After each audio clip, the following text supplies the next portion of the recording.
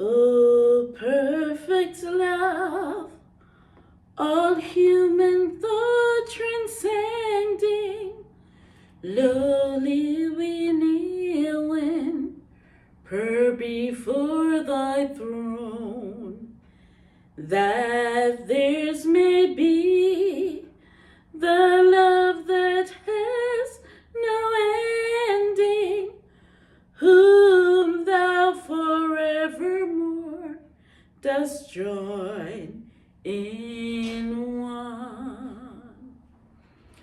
O perfect life, be thou their full assurance of tender charity and steadfast faith, of patient hope and quiet brave endurance, with childlike trust that fears nor pain nor death. Grant them the joy which brightens earthly sorrow.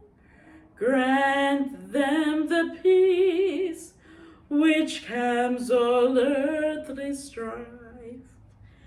Add to life's day the glorious unknown morrow that dawns upon eternal love and light. Hi, Gales Chronicles Farm Squad. Welcome back to another vlog. Welcome to my old Gales Chronicles Farm Squad, and welcome to my new Gales Chronicles Farm Squad. My name is Ingrid, and if it's your first time joining us on this platform, you can become more acquainted with us by watching previous vlogs on this channel. Remember to like, share, subscribe, comment, and tell a friend to tell a friend. Well, I will be doing a series on building strong Christian marriages. Well, building strong marriages on a whole, whether you're a Christian or you are a non-Christian, because how the world is going on today, the breakdown of marriage, then the breakdown of the family, then the breakdown in society, and things fall apart. And that's what we see happening around us. That's what's happening where the chaos is going on in society today. Because if we don't have strong marriages, we won't have awesome children.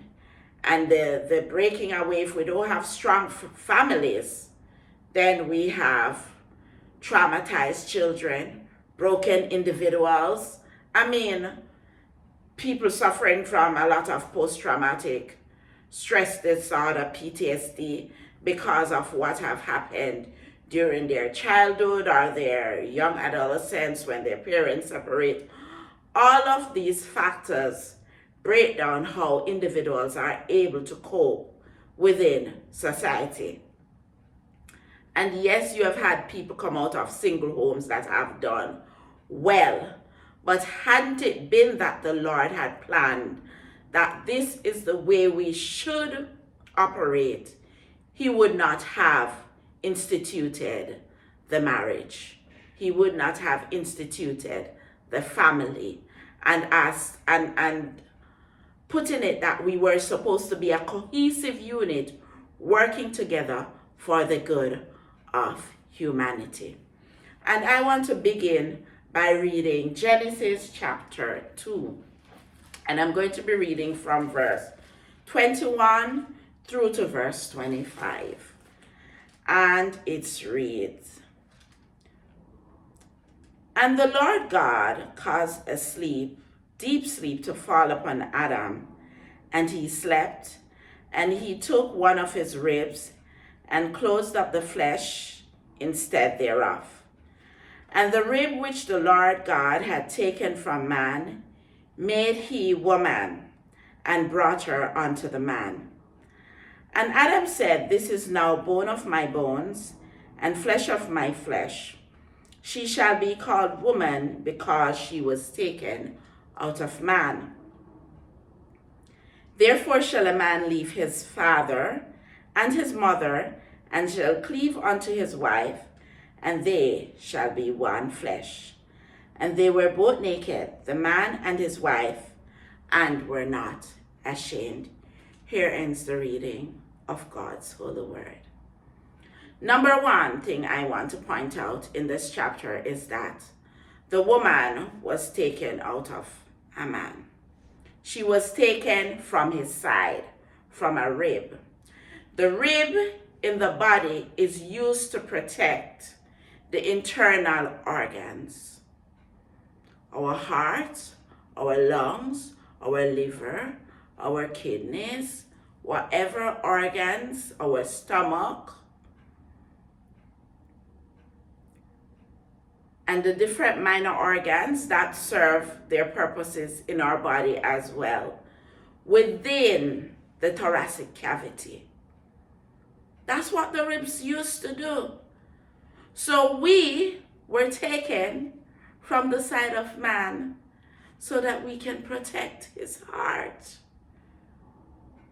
We can help to build him up as women.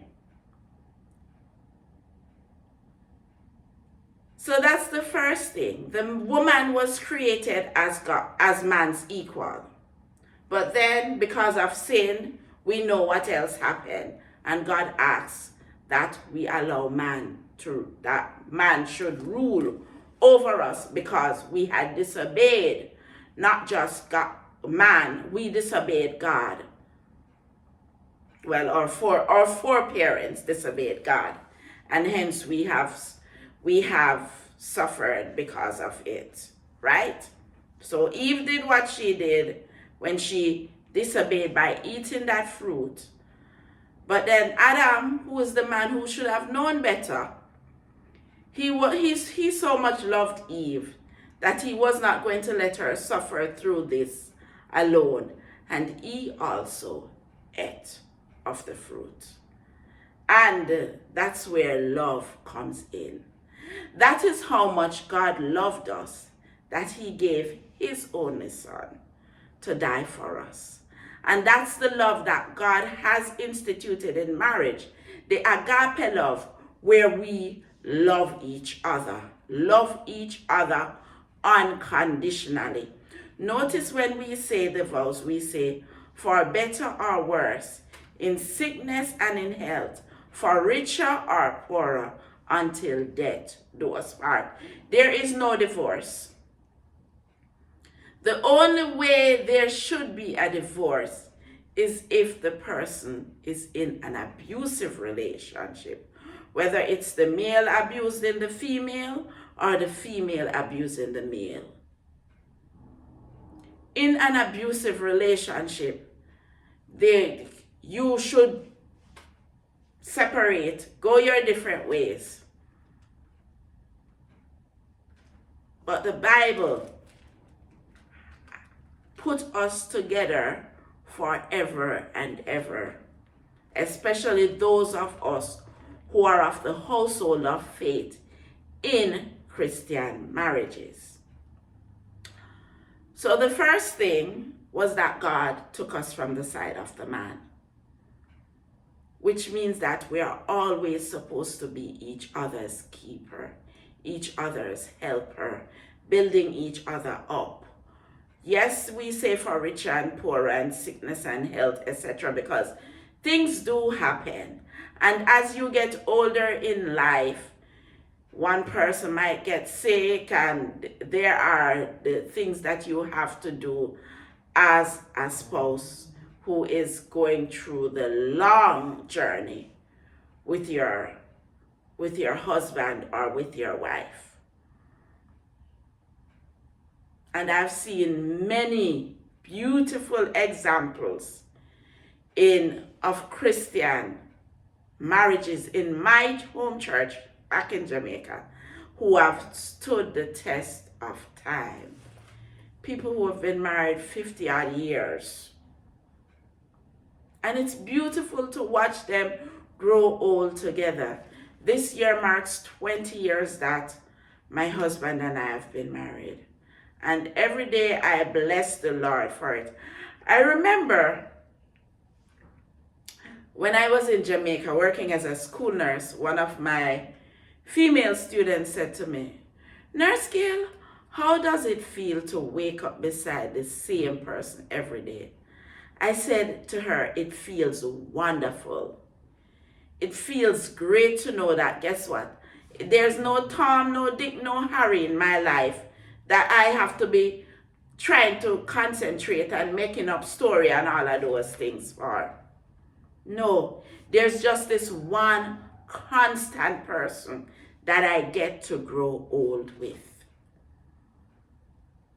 And I'm looking forward to growing old with him. And I know he's looking forward to growing old with me. And this year marks 50 years that my parents have been married. Can you imagine? 50 years, that's half a century. That's half a century. And they have been through a lot, but they have allowed God to be the center of their marriage. That is how your marriage works. God as the center of your marriage. And I'm talking to my Christians, I'm talking to my non-Christians.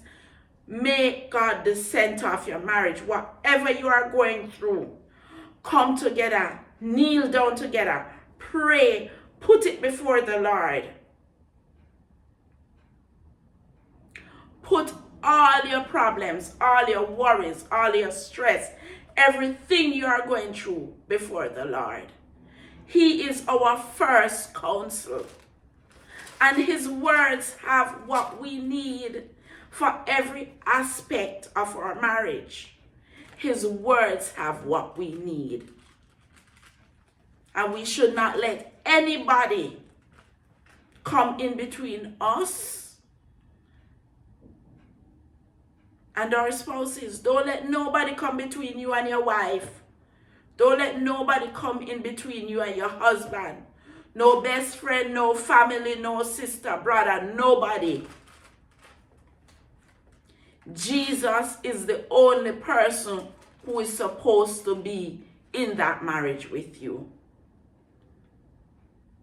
And if and when you have children, they do not come in between you and your husband. They're only there to make the family richer. My second point here is notice that God gave Adam one woman.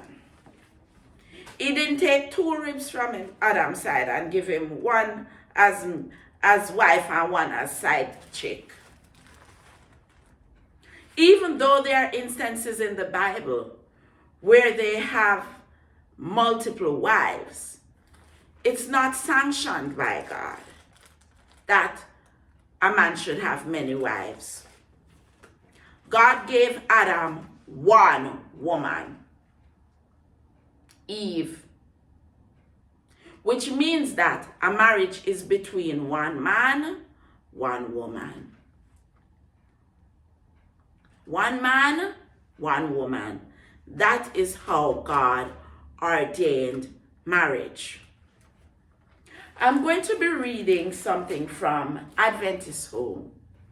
And I would implore that if you want strong marriages, strong families, strong Christian families, this book is for everybody out there. Get it, sit down, read it with your spouse. You can even go on the internet and Google Adventist Home written by Ellen G. White, and you can download it. So you have it to read.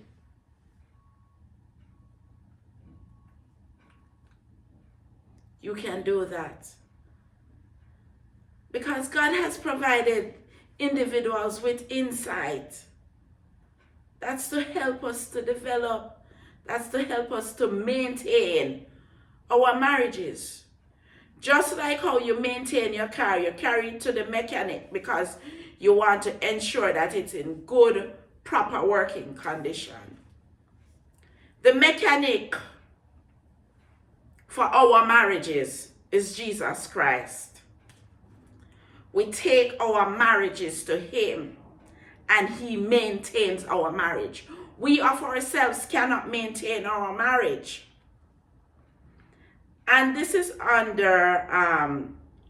this is chapter 15, entitled Solemn Promises, from the book Adventist Home by Ellen G. White. And the mini topic is God's purpose for the husband and wife. God made from the man a woman to be a companion and helpmeet for him, to be one with him, to cheer, encourage, and bless him. He, in his turn, to be her strong helper. All who enter into matrimonial relations with a holy purpose, the husband to obtain the pure affections of a woman's heart, the wife to soften and improve her husband's character and give it completeness, fulfills God's purpose for them. Christ came not to destroy this institution, but to restore it to its original sanctity and elevation. He came to restore the moral image of God in man, and he began his work by sanctioning the marriage relation. He who gave Eve to Adam as a helpmeet performed his first miracle at a marriage festival. And we all know about Jesus turning water into wine when he went to the marriage feast. And that's in the New Testament, where he went and the wine had run out. And his mom came to him and said, "There is no wine." And she was asking him, and she told those at the wedding, those who were serving, she said, "Whatever he tells you to do, go and do it." This is Jesus' first miracle recorded in the Bible. And they went and they filled the water pots as Jesus had asked them.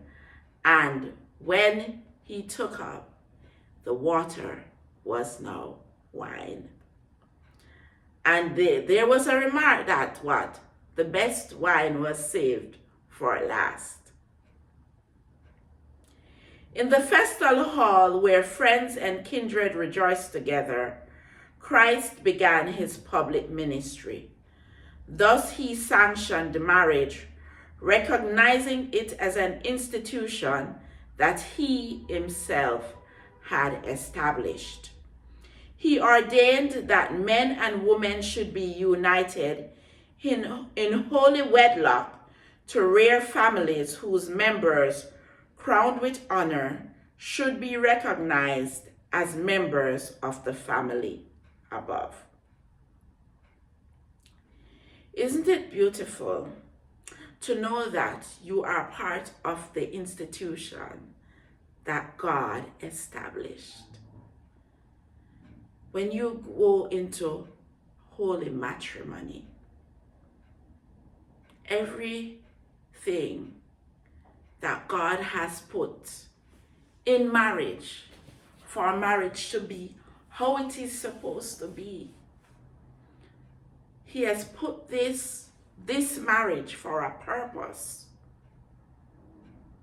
Marriage is for a purpose. It's for us to build up each other and to make society a wonderful place.